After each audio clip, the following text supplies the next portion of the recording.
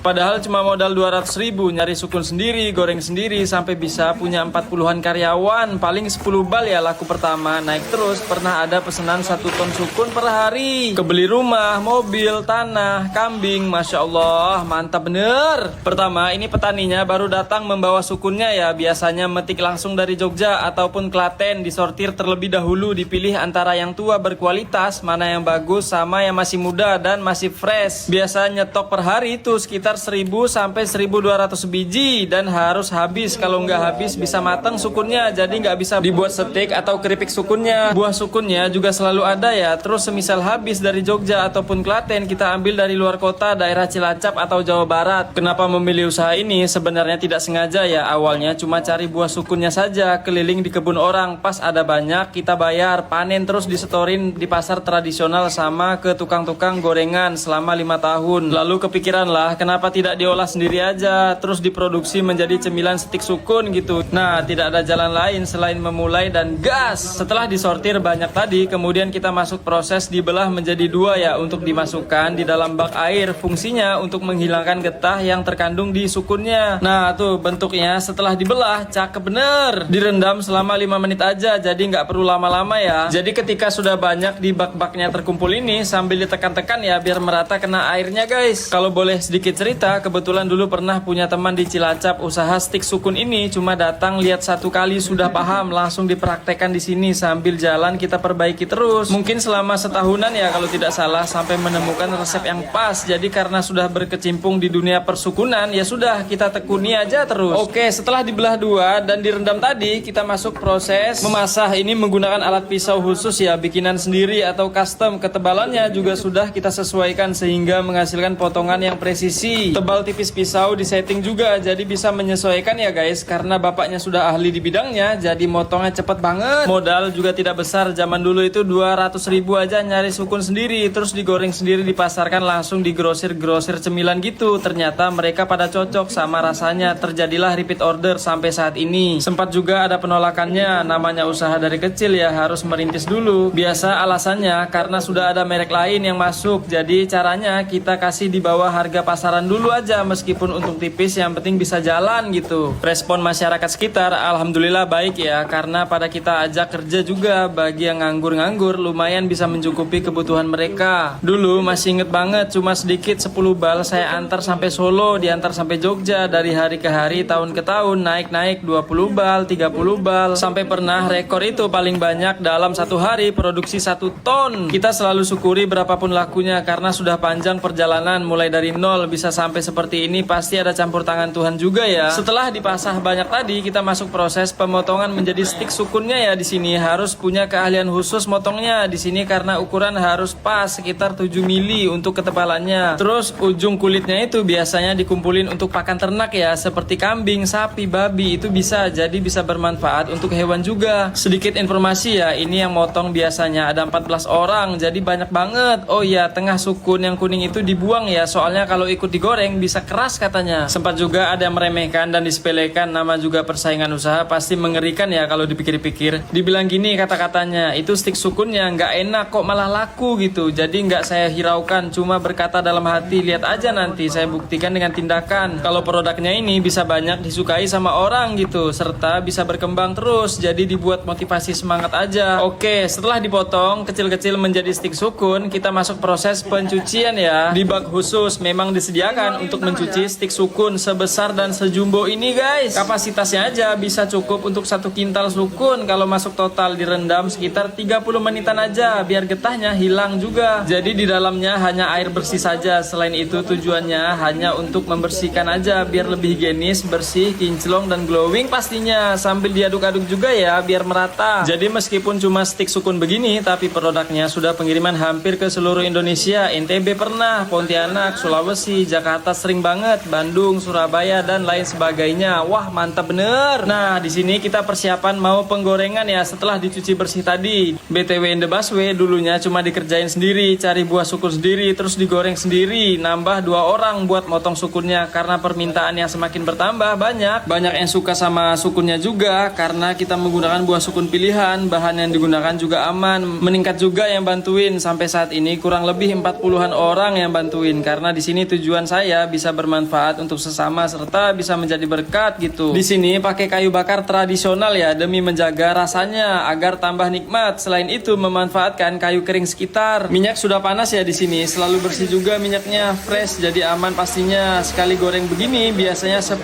kiloan. Sedikit-sedikit aja, nggak langsung banyak ya gorengnya biar tidak meluap minyaknya. Digoreng setengah mateng aja sekitar 15 menitan. Setelah 15 menit kita masukkan mentega ya sama bumbu. Cukup simple, hanya garam sama air. Jadi nggak aneh-aneh, original 100% sehat karena kita menjaga betul kepercayaan dari pelanggan. For your information ya guys, yang di awal tadi kan tidak diaduk soalnya masih lembut, bisa patah. Kalau sudah kering baru deh bisa diaduk agar bumbunya juga bisa tercampur merata. Jadi kalau sudah masuk bumbu itu ngaduknya sekitar 5 menit aja, jangan lama-lama. Menurut owner selalu berpegang pada prinsip kerja keras, konsisten dan ikhlas. Saya yakin bahwa usaha yang kita bangun tidak hanya untuk menghasilkan uang, tapi juga untuk menyebarkan manfaat dan membuka peluang bagi orang lain. Dengan keikhlasan, saya menyadari bahwa apapun hasilnya, semuanya adalah takdir dan rezeki yang sudah ditentukan. Kita tidak perlu mengkhawatirkan persaingan, karena setiap orang memiliki rezeki masing-masing. Wah, keren banget. Nah, ini sudah mateng ya, kering, baru deh bisa diangkat. Tandanya sampai bunyi kres-kres sama warnanya agak kecoklatan atau golden brown. Oke, kita angkat, ditiriskan ya di sini. Ditunggu minyaknya turun dulu, baru deh bisa diproses selanjutnya. Ditata lagi di tempatnya di sini ya untuk kita sortir. Kunci bisa bertahan usahanya sampai saat ini adalah doa orang tua. Tanpa doa dan dukungan mereka, usaha ini mungkin tidak akan sebesar ini. Doa mereka memberikan kekuatan untuk bangkit saat ada masalah dan membuka pintu rezeki yang luar biasa. Sekeras apapun kerja kita, tanpa doa orang tua hasilnya mungkin tak akan sama. Selain itu rasa juga kita utamakan, serta harus menjaga kepercayaan dari pelanggan. Semisal ada hal-hal yang tidak diinginkan akan kita tanggung jawab, kita ganti baru gitu. Nah, masuk proses disortir ya di sini. Jadi untuk pemilihannya itu ada grade A yang bagian tengah sukunnya, terus ada grade B